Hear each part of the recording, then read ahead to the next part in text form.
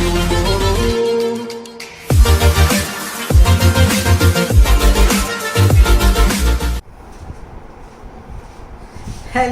class 12 students. So it's time for lecture number 6 of current electricity, which is about temperature dependence of resistivity. And I hope आप लोग सब बढ़िया होंगे and you all are doing fantastic. ठीक है, पढ़ाई कर रहे होगे अपने, लॉकडाउन है बट अभी आप लोगों के पास और कोई ऑप्शन है नहीं, तो अपनी ऑनलाइन जो भी स्टडीज़ हैं अपनी कंटिन्यू करो. ठीक है, जल्दी स्कूल ओपन होने वाले हैं, देखते हैं कितने जल्दी होंगे, उसके बाद जैसे होगा फिर हम लोगों को पता लगेगा.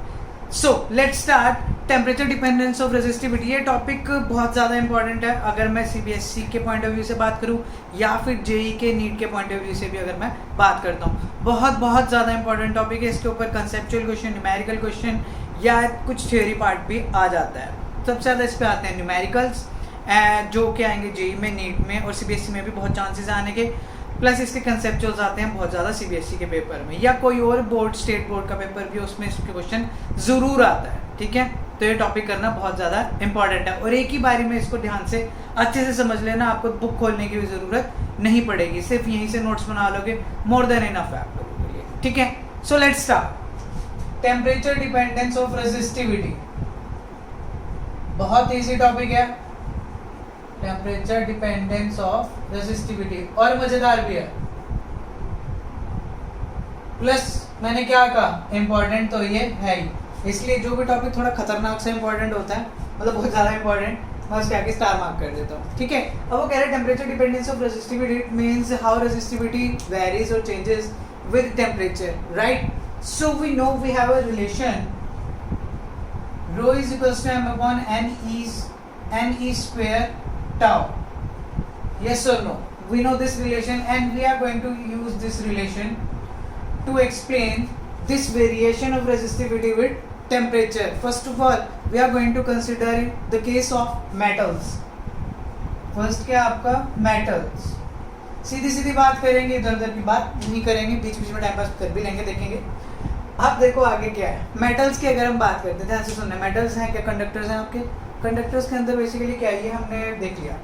जब टेम्परेचर बढ़ता है, ध्यान से सुनिए ये चीज़, अगर आपका टेम्परेचर बढ़ता है तो क्या होता है, आपका कोलिजन रेट ज़्यादा हो जाता है. ये तो हमें भी पता है, कोलिजन रेट ज़्यादा हो जाता है. Collision rate increases.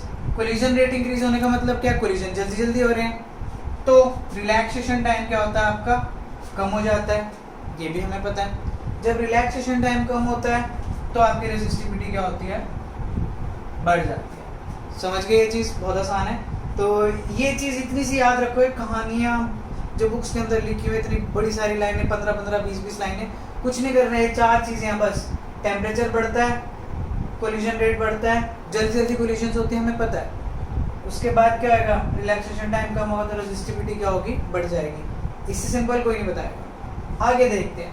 अब ना रेजिस्टिविटी का एक्सप्रेशन, जो रेजिस्टिविटी कितनी जल्दी बढ़ेगी टेम्परेचर के साथ, ये अलग अलग मटेरियल के ऊपर डिपेंड करता है. समझ रहे हो ये चीज़.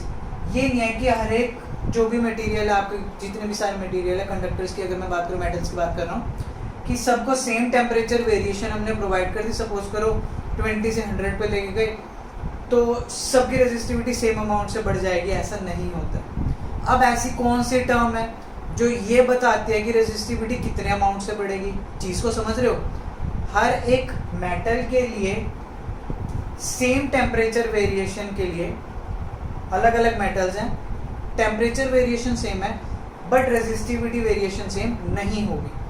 वो किस चीज़ पे डिपेंड करती है, मटेरियल के टाइप पे. अब वो कैसे पता लगेगा हमारे को, कोई एक टर्म तो होनी चाहिए जो वो टाइप को बता पाए. उस टर्म को बोलते हैं हम टेम्परेचर कोफिशिएंट. बहुत ज़्यादा इंपॉर्टेंट टर्म है, बच्चों को समझ ही नहीं आता. एंड तक पूरी +2 निकल जाती है, उसके बाद ड्रॉपर बैच में निकल जाएगा, बट टेम्परेचर कोफिशिएंट का मतलब नहीं समझ आएगा. यार ये है क्या, ये क्यों है, बस ये सोचते हैं कांस्टेंट है, हम निकाल ही देंगे. इसका मतलब समझो तो ही आगे बड़े सारे इसके ऊपर कंसेप्चुअल क्वेश्चंस बनते हैं. एक बारी में आज इस लेक्चर में मतलब समझना कोई दिक्कत नहीं होगी. अब एक रिलेशन है, वो आपको डायरेक्टली याद करना है. rho is equals to rho naught into 1 plus alpha delta t. देखो ये फॉर्मूला आपको याद करना ही करना पड़ेगा. अब rho is equals to rho naught, ये क्या चीज़ें हैं ये मैं लिख देता हूँ. rho क्या आपका रेजिस्टिविटी है हायर टेम्परेचर, या रेजिस्टिविटी एट टेम्परेचर, जो भी दूसरा टेम्परेचर है आपका, इसे कोई भी टेम्परेचर ले लो आप, T1 ले लेते हैं, चलो इसे क्या ले लिया हमने, T1। रो नॉट क्या है, रेजिस्टिविटी एट टेम्परेचर T0, कोई एक टेम्परेचर होगा T0, मोस्टली वो कौन सा होता है आपका, रूम टेम्परेचर, मोस्टली वो आपका रहता है रूम टेम्परेचर। अब देखो ध्यान से देखो, रूम टेम्परेचर से हमने मेजरमेंट करनी स्टार्ट करेंगे किसी भी आपके मेटल की, ठीक है। अब रूम टेम्परेचर से हम स्टार्ट करें, चीज को T0 टेम्परेचर था, रेजिस्टिविटी रो नॉट थी, सपोज करो टेम्परेचर बढ़ाकर T1 कर दिया, जो हम यहाँ पे रूम टेम्परेचर लेके चलते हैं वो मोस्टली 27 डिग्री सेल्सियस होता है, ठीक है। कैलकुलेशंस के ऊपर डिपेंड करता है, मोस्टली अगर रूम टेम्परेचर लिखा आता है आप 27 डिग्री सेल्सियस लेके कर सकते हो, ठीक है। 27 डिग्री सेल्सियस लेके करा, सपोज करो मैंने इंक्रीज करके उसे 77 कर दिया, तो ऑब्वियसली आपका रेजिस्टिविटी क्या हुई होगी, बढ़ गई होगी, ठीक है। आपके पास ये गिवन है, आपको ये भी गिवन होगा। अब डेल्टा टी की बात करें, इसे ब्रेक करते हैं। डेल्टा टी बेसिकली क्या है, change in temperature. Change in temperature क्या होता है, final temperature minus initial temperature. चलो ये भी कर देते हैं। तो बाकी चीजें अगर मैं लिखता हूँ, delta T is equals to क्या है, change in temperature, change in temperature, और बेसिकली है क्या वो, T1 माइनस T0, जो बाद में आया फाइनल माइनस इनिशियल। अल्फा क्या है, alpha is your temperature coefficient, temperature coefficient. हर एक मेटल के लिए, हर एक मटेरियल के लिए ये टेम्परेचर कोफिशिएंट डिफरेंट होता है, और इसी के ऊपर मैटर करता है कि आपका ये रेजिस्टिविटी किस रेट से इंक्रीज होगा या डिक्रीज होगा, ठीक है। ये चीज़ आपको याद रखनी है। अलग अलग मटेरियल के अलग अलग ये टेम्परेचर कोफिशिएंट होते हैं। अभी इसकी और बात भी करेंगे कि पॉजिटिव क्या होता है, नेगेटिव क्या होता है, तो वो चीज़ें भी हम देखते हैं अभी। तो याद रखना, किसी भी मटेरियल की रेजिस्टिविटी किस क्या कह सकते हो, किस तरीके से वैरी करती है आपकी, कि वो लीनियरली वैरी करेगी, कम होगी, ज़्यादा होगी, किस स्पीड से कम होगी, किस स्पीड से ज़्यादा होगी, वो इसके ऊपर डिपेंड करता है, टेम्परेचर कोफिशिएंट के ऊपर। टेम्परेचर कोफिशिएंट बेसिकली है क्या, टेम्परेचर कोफिशिएंट बताता है आपको कि जो भी आप मटेरियल कंडक्टर यूज़ कर रहे हो उसके ऊपर टेम्परेचर का कितना इफेक्ट पड़ रहा है, ठीक है। कुछ चीज़ें हैं जो थोड़े से टेम्परेचर में भी बहुत ज़्यादा चेंज हो जाती हैं, कुछ चीज़ें हैं जो बहुत ज़्यादा टेम्परेचर के बाद भी चेंज नहीं होती हैं। मतलब समझ रहे हो, कुछ चीज़ों के ऊपर टेम्परेचर का इफेक्ट जल्दी पड़ता है, कुछ चीज़ों के ऊपर टेम्परेचर का इफेक्ट लेट पड़ता है। तो वो चीज़ कौन बताता है हमारे को, टेम्परेचर कोफिशिएंट। अब सुनो ध्यान से, दो चीज़ें आती हैं। टेम्परेचर कोफिशिएंट अगर अल्फा आपका लो है, इफ अल्फा इज लो मतलब कम है, तो इसे क्या बोलते हैं इस टाइम पे, low temperature coefficient, low temperature coefficient. मतलब समझना, इसका मतलब क्या है, लो टेम्परेचर कोफिशिएंट का मतलब क्या है, metals resistivity will not change rapidly with change in temperature, with change in temperature। याद रखनी है ये चीज।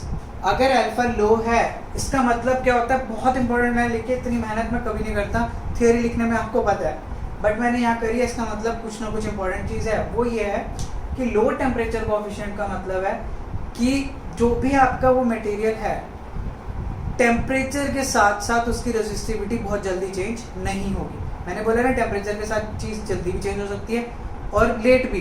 तो ये इस टाइप के जिसके भी अल्फा लो होगा, मतलब टेम्परेचर कोफिशिएंट लो होगा, मीन्स वो टेम्परेचर के साथ जल्दी जल्दी चेंज नहीं होगी। इफ अल्फा इज हाई, अगर टेम्परेचर कोफिशिएंट ज़्यादा है, तो ऑब्वियसली क्या होगा आपका, मेटल्स चेंज क्या कर सकते हो आप, रैपिडली चेंज, रो चेंजेस, ठीक है। इसके अंदर चेंजेस होंगे, अच्छे खासे चेंजेस होंगे। रैपिडली भी लिख सकते हो आप, जल्दी जल्दी इसके अंदर चेंजेस होने लग जाते हैं। ये चीज़ याद रखें, मतलब ये है बेसिकली कि उसके ऊपर फर्क पड़ेगा और अच्छा खासा फर्क पड़ेगा। इस केस में नहीं और इस केस में अच्छा खासा फर्क पड़ता है। अगर मैं इस फॉर्मूले को और थोड़ा सा चेंज करके लिखूं, rho is equals to rho naught 1 plus alpha delta T, मतलब T minus T naught, T1 minus T naught, ठीक है। अगर अब आगे आपको देखना है, इसको और सॉल्व करना है, आपको अल्फा की वैल्यू अगर निकालने के लिए क्या दे, अगर आप इसके ब्रैकेट्स वगैरह सॉल्व करते हो, चलो वो भी करके दिखा देता हूँ आपको। Rho is equals to rho naught plus rho naught alpha T1 minus T naught, यहाँ से अल्फा की वैल्यू निकाल सकते हो, rho minus rho naught upon rho naught into T1 minus T naught. So this is how we calculate temperature coefficient, this is how we calculate temperature coefficient of any material, ठीक है। Easy है बहुत, metals के लिए ही है main ये तो। Same expression बिल्कुल रेजिस्टेंस के लिए भी आपका, R minus R not upon R not T1 minus T not is equals to alpha, याद रखना ये चीज। सेम चीज रेजिस्टेंस के लिए है, सेम चीज आपकी रेजिस्टिविटी के लिए भी रहेगी, ओके। सो आपको ये चीज़ अब समझ आ गई, टेम्परेचर कोफिशिएंट बेसिकली क्या है, रेजिस्टिविटी मेटल्स के लिए कैसे चेंज कर रही है, लो टेम्परेचर कोफिशिएंट क्या है, हाई टेम्परेचर कोफिशिएंट क्या है, एक्सप्रेशंस कैसे निकालने हैं, ये मैंने आपको बता दिया, ठीक है। अगर अब मैं बात करता हूँ आगे, चलो मैं दो ग्राफ्स की बात करता हूँ आपके। दो ग्राफ्स कौन कौन से आपके, एक आपका है कॉपर का, चलो दो भी नहीं तीन बनाऊंगा, कॉपर का, नाइक्रोम का एंड एक है मैग्नीन का। अब देखना इनकी वेरिएशंस किस तरीके से होती हैं, कैसे होती हैं, ये एक बार नोट कर लो नोट, ले लो स्क्रीन, आई होप नोट कर लिया होगा आपने, ठीक है। नहीं तो रिवाइंड करके पॉज करके भी कर सकते हो, कोई प्रॉब्लम नहीं, आप लोगों के लिए आराम से हो सकता है। अब देखो ग्राफ्स की बात करते हैं कि वेरिएशन ना अलग अलग टाइप के, थोड़े मेटल्स के लिए, कंडक्टर्स के लिए अलग होती है और अलॉयज के लिए थोड़ी डिफरेंट होती है। किस तरीके से वेरी करती है, क्या होती है, वो चीज़ें बताता हूँ आपको। देखो ग्राफ ड्रॉ करते हैं, this is your temperature, this is your resistivity, this is for your copper, ये आपका किसके लिए है, कॉपर के लिए।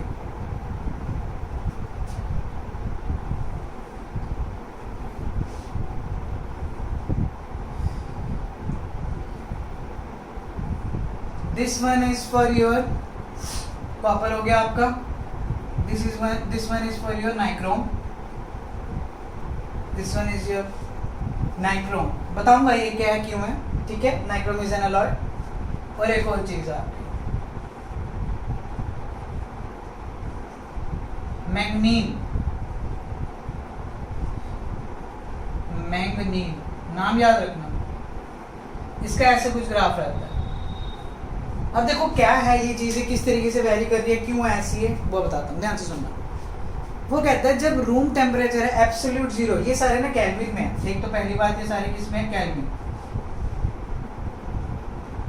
अब वो कह रहा है जब absolute zero means kelvin zero, temperature क्या है, जीरो केल्विन, उस टाइम पे जो कंडक्टर्स हैं, कॉपर ऑब्वियसली कंडक्टर है, मेटल्स के लिए, कंडक्टर्स के लिए आपका जो रेजिस्टिविटी है वो नेग्लिजिबल होता है, बिल्कुल एब्सोल्यूट जीरो पे नेग्लिजिबल होता है। बट उसके बाद जब टेम्परेचर बढ़ना स्टार्ट होता है तो वो ना नॉन लीनियरली बढ़ना शुरू हो जाता है, मतलब बहुत तेजी से बढ़ रहा है, एक्सपोनेंशियल इंक्रीज बोलते हैं इसे, क्या बोलते हैं, एक्सपोनेंशियल इंक्रीज, ठीक है। ये चीज स्टार्टिंग में जीरो था लेकिन फिर बहुत तेजी से बढ़ रहा है टेम्परेचर के साथ, ये तो हमें पता लगेगा कि आपके रेजिस्टिविटी जो है टेम्परेचर के साथ बढ़ रही है।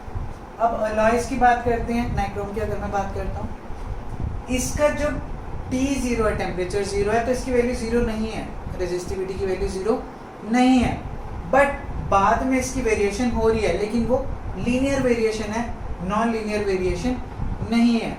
डिफरेंस आप लोग समझ रहे हो।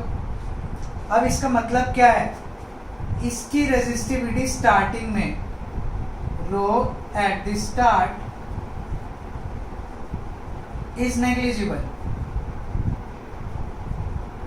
ठीक है। उसके बाद व्हेन टेम्परेचर इंक्रीजेस, जब टेम्परेचर इंक्रीज होता है, रेजिस्टिविटी वेरीज नॉन लीनियरली। ये मैं सारी चीजें लिख रहा हूं बिकॉज बहुत ज्यादा इंपॉर्टेंट है, ठीक है।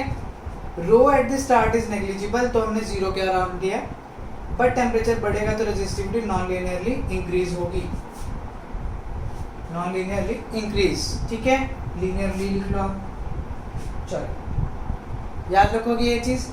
इस केस में क्या है, बेसिकली ये तो कंडक्टर था आपका, चलो ये तो आपका कॉपर है, कंडक्टर के लिए हमने बात कर दी, बट यार ये अलॉयज है, ये आपका क्या अलॉय है और ये भी अलॉय है, ठीक है। इस केस में resistivity is high at the beginning, resistivity is high initially, दिख ही रहा है वो आपको, कोई ना कोई वैल्यू तो उसकी है, ये ज्यादा है, बट उसके बाद when t increases rho varies linearly, rho varies linearly। याद रखना ये चीज, अलॉय है क्योंकि वो मिक्सचर होते हैं आपके, होमोजेनियस मिक्सचर होते हैं, अलॉयज के बारे में आप लोग जानते हैं, होमोजेनियस मिक्सचर को मेटल और नॉन मेटल एंड मेटल, तो ये सारी चीजें आपको पता है 10th क्लास से, ठीक है। तो इसके अंदर अगर हम वेरिएशन इस तरीके से आप लिख सकते हो, इस ग्राफ को एक्सप्लेन भी कर सकते हो। स्टार्टिंग में रेजिस्टिविटी ज़्यादा होती है अलॉय की, ये तो आपको भी पता हो गए, क्योंकि अलॉयज में कंडक्टिविटी कराना थोड़ा कम वो होता है, मतलब कम आसान है, मुश्किल है थोड़ा सा, इसमें थोड़ा आसान होता है, क्योंकि स्टार्टिंग में रेजिस्टिविटी कम है तो कंडक्टिविटी क्या होगी ज़्यादा, इसमें रेजिस्टिविटी ज़्यादा तो कंडक्टिविटी क्या होगी कम, and we know conductors are better than the alloys, ठीक है। आगे बात करते हैं, कोई बात नहीं, स्पीड स्लो करके देख लेना। आगे देखते हैं, रो इज हाई इनिशियली हो गया, चलो ठीक है। इसकी अगर बात करें, obviously rho is high initially, ये भी ठीक है, रो इज हाई इनिशियली, ये भी ठीक है, लेकिन उसके बाद इसकी टेम्परेचर डिपेंडेंस नियरली क्या है, नेग्लिजिबल टेम्परेचर डिपेंडेंस, तो आप क्या कह सकते हो, ऑलमोस्ट टेम्परेचर इंडिपेंडेंट या independent of temperature, almost independent of temperature, temperature के इंडिपेंडेंट है, समझ गए ये चीज। तो इस तरीके से ये आपकी कहानियां चलती हैं कंडक्टर्स के और ये अलॉयज के लिए, ये चलती है कहानी। ये तीनों चीज़ें बहुत अच्छे से एक्सप्लेन मैंने कर दी, शायद बुक्स में इतने प्रॉपरली नहीं है, बट मैंने एक चीज़ की रीजनिंग आपको बताई है और क्या है इसका मतलब। ग्राफ्स को रीड करना आना चाहिए तो बन जाते हैं बड़े आराम से। चलो अब इसके बाद बात करते हैं, next is your semiconductors. Semiconductors की अगर मैं बात करूं, चलो सेमीकंडक्टर पे आते हैं।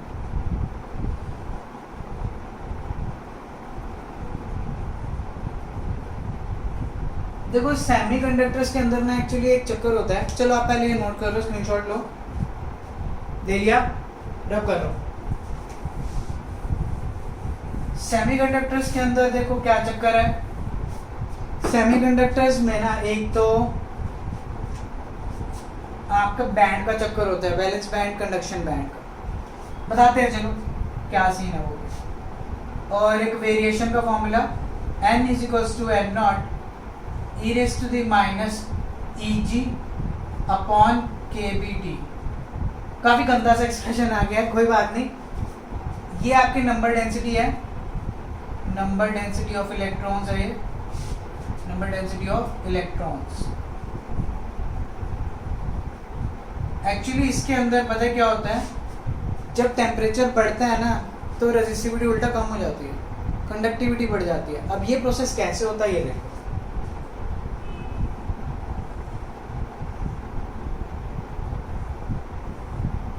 देखो यहाँ ना एक चक्कर होता है, एक होता है आपका वैलेंस बैंड, एक होता है आपका कंडक्शन बैंड। बताते हैं ये क्या चक्कर है, this is your valence band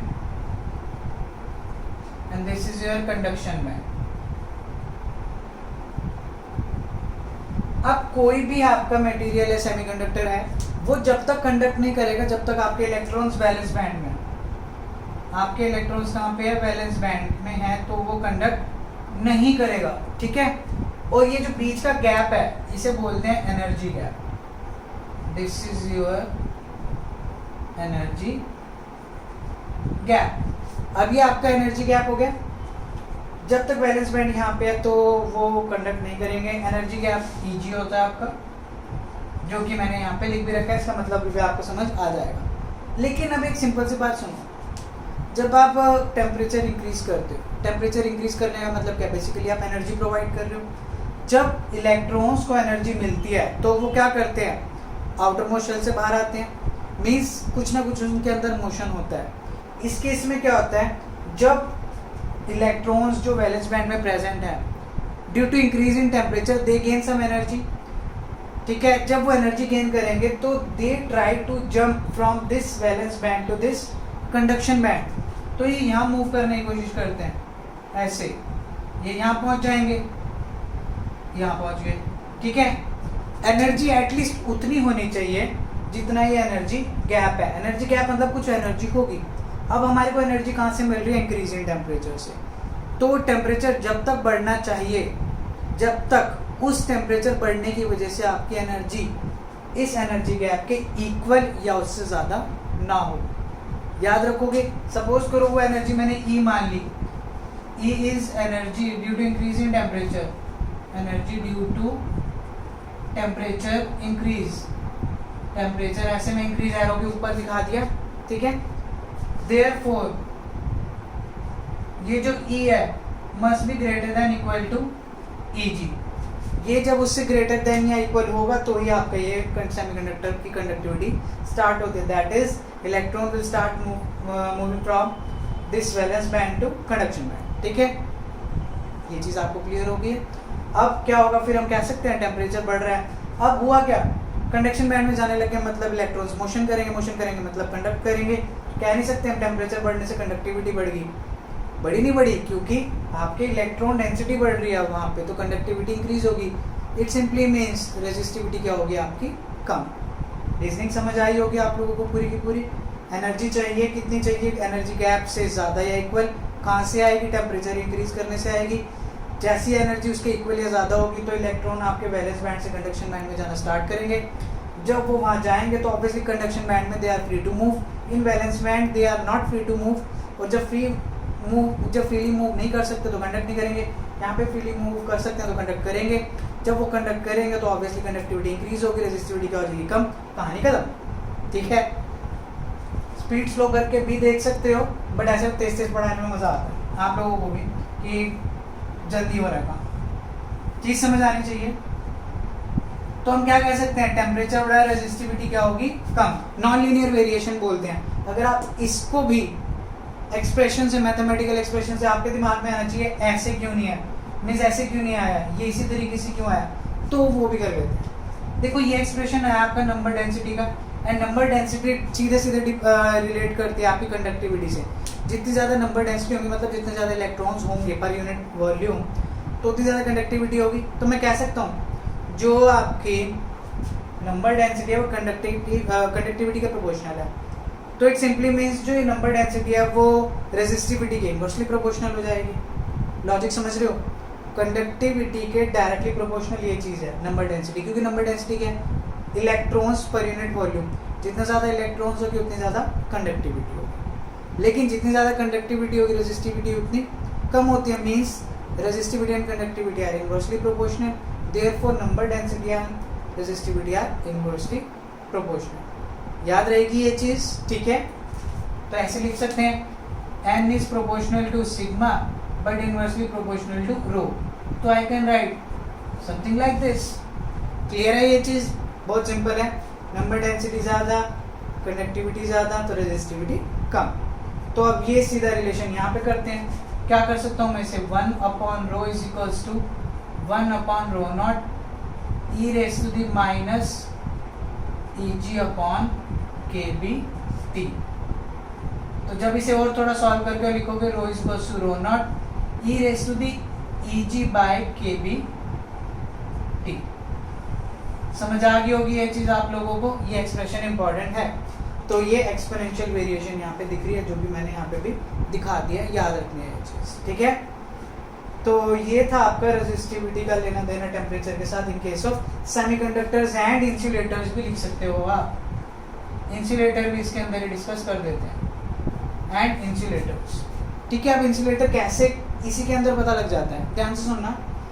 mostly जो आपके सेमीकंडक्टर्स हैं उस केस में, अगर हम जर्मेनियम या सिलिकॉन का एग्जांपल लेते हैं मोस्टली, तो अगर हम किसी का एक का एग्जांपल ले लेते हैं, सपोज करो हमारे पास एनर्जी गैप है 0.3 इलेक्ट्रॉन वोल्ट, 0.3 इलेक्ट्रॉन वोल्ट। अगर आपकी एनर्जी जो कि E है, अगर आपकी E is less than 0.3 electron volt, तो आप एनर्जी प्रोवाइड ही नहीं कर पा रहे एनर्जी गैप जितनी, तो क्या वो वहाँ से वहाँ तक जा पाएंगे? बैलेंस बैंड से कंडक्शन बैंड? Obviously not. तो उस टाइम पे वो कंडक्ट नहीं करेगा, तो वो क्या बन जाएगा? इंसुलेटर। क्या बन जाएगा वो? इंसुलेटर। बिकॉज वैलेंस बैंड में तो इलेक्ट्रॉन फ्रीली मूव ही नहीं कर सकते, they are not free to move inside valence band, that means they will not conduct, and जो चीज कंडक्ट नहीं करती it is termed as insulator. But if E is greater than or equal to 0.3 electron volt, it behaves as a semiconductor. Semi क्यों बोलते हैं? सारे electron कभी वहाँ नहीं जाते हैं। तो ये चीज़ याद रखना। और इसकी कंडक्टिविटी जो भी होता है सेमीकंडक्टर की, it lies between insulator and conductor, that's why it's termed as semiconductor. ठीक है, ये चीज़ आप लोगों के दिमाग में अच्छे से जा चुकी है। ये वाला कंसेप्ट एक बार नोट कर लो, ये बैंड गैप वाला। आगे पूरी यूनिट डेडिकेटेड है इस चीज़ को, सेमीकंडक्टर्स की 9th यूनिट है, उसमें तो और ज़्यादा अच्छे से करेंगे, बट मैंने काफ़ी अच्छे से यहाँ पे एक्सप्लेन कर दिया ताकि आपके माइंड में कोई डाउट ना रहे। So note it down, take the screenshot, do it fast. चलो फिर आगे करते हैं next cases of electrolytes. Note नहीं किया हो तो रिवाइंड करके कर लेना, पॉज करके, बहुत ईजिली कर सकते हो आप। अब last thing is your electrolytes. अब यार इलेक्ट्रोलाइट्स का केस क्या आपको पता है? आयंस होते हैं, पॉजिटिव नेगेटिव आयंस होते हैं। बहुत सिंपल सी चीज़ है, इसमें वैसे बबली समझ आ जाएगी कि जब आपके इलेक्ट्रोलाइट का टेम्परेचर बढ़ाते हैं तो बेसिकली होता क्या है? जो आपकी इंटर आयनिक इंटरेक्शंस होती हैं, कौन सी इंटरेक्शंस? टेम्परेचर जब बढ़ता है तो जो आपकी इंटर आयनिक इंटरेक्शंस होती हैं, देखो जो मैं ये इस तरीके से करता हूँ ना, टेम्परेचर को ऐसे दिखा देता हूँ, फिर एक वेरिएशन, फिर एक वेरिएशन, फिर एक वेरिएशन, जैसे मैंने अभी बताया था उसके कंडक्टर केस में। इस तरीके से चीज़ों को याद रखना बहुत आसान होता है। पूरी कहानियाँ, लाइंस याद रखना मुश्किल है, ये चीज़ याद रखना बहुत आसान होता है। तो टेम्परेचर बढ़ेगा, इंटर आयनिक इंटरेक्शंस क्या होंगी? कम। क्यों? क्योंकि टेम्परेचर बढ़ेगा तो सारे के सारे आयंस भी एक्साइटेड स्टेट में आने की कोशिश करेंगे, तो इधर उधर मोशन होता है। तो आपकी जो इंटर आयनिक इंटरेक्शंस का मतलब क्या है? सॉल्यूट की सॉल्यूट के साथ इंटरेक्शन, सॉल्यूट की सॉल्वेंट के साथ, सॉल्वेंट की सॉल्वेंट के साथ, सारी इंटरेक्शन आपकी डिक्रीज होती है। जब इंटरेक्शन डिक्रीज होती है मतलब आपका जो उनका मोशन है वो क्या होता है? ज़्यादा हो जाता है। मोशन क्या होगा उनका? ज़्यादा, मतलब वो अच्छे से मूव करेंगे, कंडक्टिविटी क्या हो जाएगी आपकी? स्ट्रॉन्ग। तो आप क्या कह सकते हो? मोशन उनका, मोशन रेट बोल लो, रेट ऑफ मोशन बोलो, मोशन रेट क्या हो जाता है उनका? इंक्रीज हो जाता है। मतलब आप अपनी लैंग्वेज में लिख सकते हो, मेरा मतलब कंसेप्ट समझाने से। मोशन रेट उनका क्या हो जाता है? बढ़ जाता है। उसकी वजह से उनकी कंडक्टिविटी क्या होती है? बढ़ जाएगी। ऑब्वियसली आयंस तेजी से मूव करेंगे, चार्ज कैरियर्स तेजी से मूव करेंगे तो कंडक्टिविटी बढ़ेगी, एंड रेजिस्टिविटी क्या हो जाएगी आपकी? कम हो जाएगी। कहानी खत्म। सो this is for your electrolyte. याद रखना, टेम्परेचर बढ़ेगा, इंटरआयनिक इंटरेक्शंस कम होंगी। कि जो इंटरेक्शंस पहले अच्छे से बॉन्डिंग हुई थी, तो बॉन्डिंग टूटनी स्टार्ट हो जाती है। ये तो आप लोगों को भी पता है। टेम्परेचर बढ़ने से एनर्जी गेन करते हैं तो उधर भागने की कोशिश करेंगे। फिर मोशन रेट बढ़ता है, कंडक्टिविटी बढ़ती है, रेजिस्टिविटी क्या होती है? कम। So this was about your electrolytes. इस ग्राफ बनाना वही ग्राफ बनेगा इसका भी, जैसे आपको उसका बना था अभी सेमीकंडक्टर्स का, जिस तरीके से कम हुई थी। अगर आप अब एक चीज़ देखो, पॉजिटिव और नेगेटिव टेम्परेचर कोफिशिएंट भी एक चीज़ आती है। देखो इन्हें भी डिफाइन कर लेते हैं। एक होती है पॉजिटिव टेम्परेचर कोफिशिएंट। एक एक चीज़ जो बता रहा हूँ बहुत इंपॉर्टेंट है इस लेक्चर में। Positive temperature coefficient and negative temperature coefficient. अब यार ये चीज़ें क्या है? Positive and negative temperature coefficient, इसका सिंपल मतलब है, याद रखना है, if temperature increases resistivity increases. बहुत सिंपल है, ये होता है पॉजिटिव टेम्परेचर कोफिशिएंट। वहीं अगर टेम्परेचर इंक्रीज हो बट रेजिस्टिविटी आपकी डिक्रीज हो तो उसे बोलते हैं नेगेटिव टेम्परेचर कोफिशिएंट। ठीक है, यहाँ तो कोई प्रॉब्लम तो नहीं, ठीक आने वाली। तो if temperature increases resistivity increase, temperature increases resistivity decreases, तो ये पॉजिटिव और नेगेटिव टेम्परेचर कोफिशिएंट है, बहुत इंपॉर्टेंट है, इसे याद रखना है। ठीक है, अब बात आती है, एक क्वेश्चन आता है, बहुत अच्छा क्वेश्चन है, मतलब बहुत जगह देखा मैंने, बहुत सारे पेपर्स में। Why alloys are preferred for making standard resistance standard resistance wires बोल सकते हो या स्टैंडर्ड रेजिस्टर्स बोल सकते हो। तो ये क्वेश्चन है, why alloys are preferred for making standard resistance wires. इसके 2-3 पॉइंट है, वो आपको ध्यान से सुनने हैं। First of all, resistivity of alloys